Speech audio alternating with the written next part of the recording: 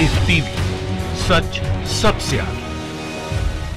नमस्कार, the live TV देख रहे हैं आप और आपके साथ मैं हूं हर्षिता सिंह। भारतीय जनता पार्टी के बागी तेवरों वाले सांसद सुब्रमण्यम स्वामी ने एक बार फिर से मोदी सरकार पर हमला बोला है। एक बार फिर उन्हें घेरा है अपने ट्वीट के जरिए। अभी कल ही आपने देखा कि स्वामी ने सरकार से सीधा सीधा सवाल किया था ट्विटर पे दबाव बनाने को लेकर के, लोगों के आईडी को हटाने को लेकर के कि क्या सरकार बीजेपी आईटी सेल और पीएमओ की जांच कराएंगे जो लोगों पर गंदी गंदी टिप्पणियां करते हैं उसको लेकर के। और आज एक बार फिर सरकार पर हमला बोला है सांसद सुब्रमण्यम स्वामी ने। चीन के साथ हुए समझौते को लेकर के प्रधानमंत्री नरेंद्र मोदी पर उन्होंने सीधा सीधा निशाना साधा है और उनसे सवाल किया है। देखिए ट्वीट, स्वामी का ट्वीट हम आपको दिखा रहे हैं। आप देखिए कि उन्होंने कहा है कि पीएम ने पहले कहा कि कोई आया गया नहीं, ये बयान सही नहीं था। उन्होंने सवाल किया है कि जब भारतीय सेना आगे तक पहुंच गई लेकिन चीन के साथ हुए समझौते के तहत हमें वहां से हटना पड़ा, इससे चीन को खुशी हुई होगी। इस ट्वीट में यह सवाल किया गया है स्वामी की तरफ से। स्वामी ने यह सवाल किया है सरकार से और लिखा है, ये ट्वीट जो आप देख रहे हैं उसमें साफ साफ लिखा गया है सुब्रमण्यम स्वामी की तरफ से कि पीएम के 2020 के स्टेटमेंट का हवाला देकर के उन्होंने ये ट्वीट किया है जिसमें नरेंद्र मोदी ने कहा था कि हमारी सीमा में कोई घुसा ही नहीं है। जब पीएम ने ये बातें कही थी कि हमारी धरती पर चीन के कदम नहीं पड़े हैं तो ये सच नहीं था। बाद में नरवणे ने सैनिकों को एलएसी पार करने और पीएलए बेस की पेगोंग पहाड़ी पर कब्जा करने का आदेश दिया। अब हमें वहां से हटना है। वहीं चीन डेप्सोंग पर अभी तक जमा बैठा है। चीन के सैनिकों के लिए ये बहुत ही खुशी की बात होगी। इसके अलावा भाजपा सांसद ने सोशल मीडिया पर पूछे गए एक सवाल के जवाब में भाजपा सांसद ने यह कहा कि मौजूदा समय में चीन के साथ समझौता एक तरह से सरेंडर करना है हमारे लिए। इसका मकसद केवल चीन को खुश करना है, इससे ज्यादा और कुछ भी नहीं। उन्होंने चैम्बरलेन का उदाहरण देकर के कहा कि उसने हिटलर को इसी तरह से खुश किया था। उन्होंने कहा कि पहले चीन को ही अपनी सेना पीछे हटानी होगी। तो सुब्रमण्यम स्वामी के निशाने पर अब पीएम नरेंद्र मोदी पूरी तरीके से आ चुके हैं। एक के बाद एक आप देख रहे हैं कि अभी हर एक दिन स्वामी किसी न किसी मुद्दे पर मोदी को घेरते नजर आ रहे हैं, उनसे तीखे सवाल जवाब करते नजर आ रहे हैं, उनके हर फैसले पर विरोध करते नजर आ रहे हैं, उनके हर फैसले पर ट्वीट करते नजर आ रहे हैं कल से।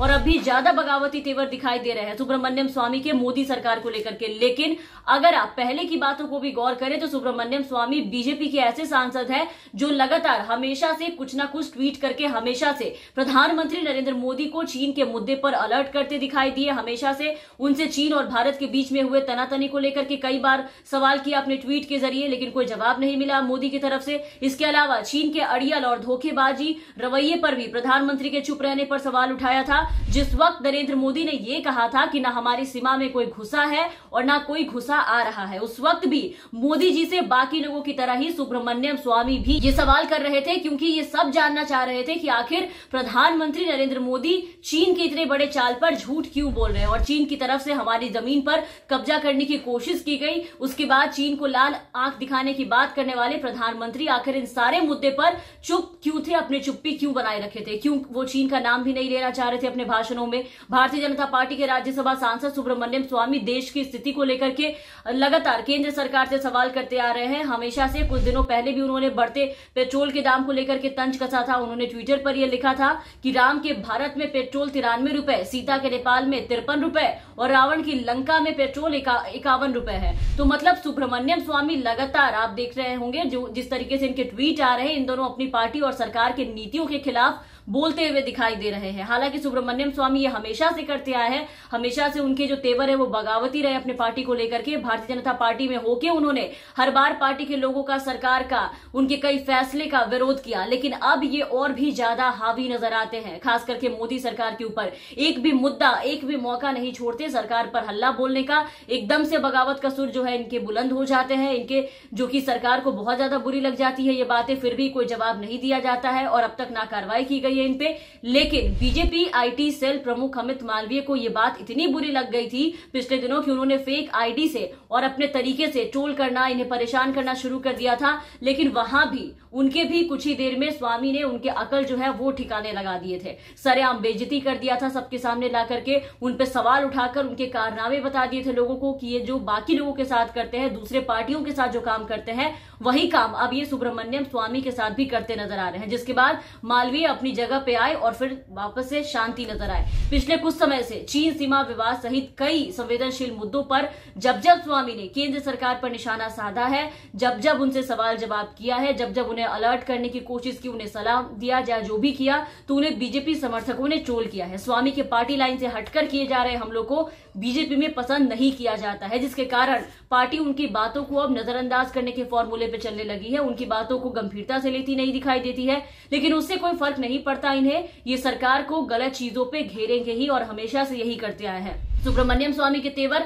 हमेशा से यही रहे हैं। कहीं भी किसी भी मुद्दे पर वो सरकार को आईना दिखाने से पीछे नहीं हटते हैं। एकदम बेबाक और पूरी निडरता के साथ अपनी बातों को लोगों के सामने रखते हैं। सोशल मीडिया के जरिए सरकार को हर एक मुद्दे पर आईना दिखाते हैं, फिर चाहे ये मोदी सरकार को अच्छी लगे या फिर इससे ये बातें उन्हें बुरी लगे, इससे उन्हें कोई फर्क नहीं पड़ता। जिस तरह की राजनीति बीजेपी करती है और जो फैसले लेती है, जो मनमानी करती है, उसे सुब्रमण्यम स्वामी हमेशा से असहमत नजर आते हैं और यही कारण माना जाता है कि स्वामी पार्टी लाइन के अनुरूप चलना नहीं चाहते। ऐसे में उनकी बातों को नजरअंदाज करने के सिवा पार्टी के पास, सरकार के पास कोई भी रास्ता नहीं है। इसके अलावा उनके पास कोई भी विकल्प नहीं है। हाल में चीन से विवाद, जेईई नीट परीक्षा, उत्तराखंड के एक मामले को लेकर के सुब्रमण्यम स्वामी भाजपा और केंद्र सरकार के खिलाफ मुखर रहे थे। आपने देखा पिछले दिन कि जब बच्चे परीक्षा कैंसिल करने की बात कर रहे थे तो नीट और जेईई परीक्षा टालने के लिए स्वामी ने लगातार मुहिम चलाई, लेकिन सरकार ने यह मांग उनकी अनसुनी कर दी, उनकी नहीं सुनी। जीडीपी को लेकर के भी आपने देखा कि अभी हाल ही में सुब्रमण्यम स्वामी ने अपनी सरकार पर तंज कसा था। वित्त मंत्री निर्मला सीतारमण के कोरोना वायरस संकट को जो उन्होंने एक्ट ऑफ गॉड बताया था, तो इस एक्ट ऑफ गॉड बताने पर स्वामी ने कटाक्ष करते हुए पूछा था कि कोरोना के पहले ही जीडीपी गिरकर 3.1% पर आ चुकी थी, तो क्या वो भी एक्ट ऑफ गॉड था? स्वामी के पार्टी विरोधी तेवर भाजपा को रास कतई नहीं आते हैं, तो ये पहला मौका नहीं है जब स्वामी बागी दिख रहे इस तरीके से अपने पार्टी के खिलाफ। हर बार उनके तेवर ऐसे ही रहे हैं, हर बार उन्होंने सरकार को आड़े हाथ लिया है।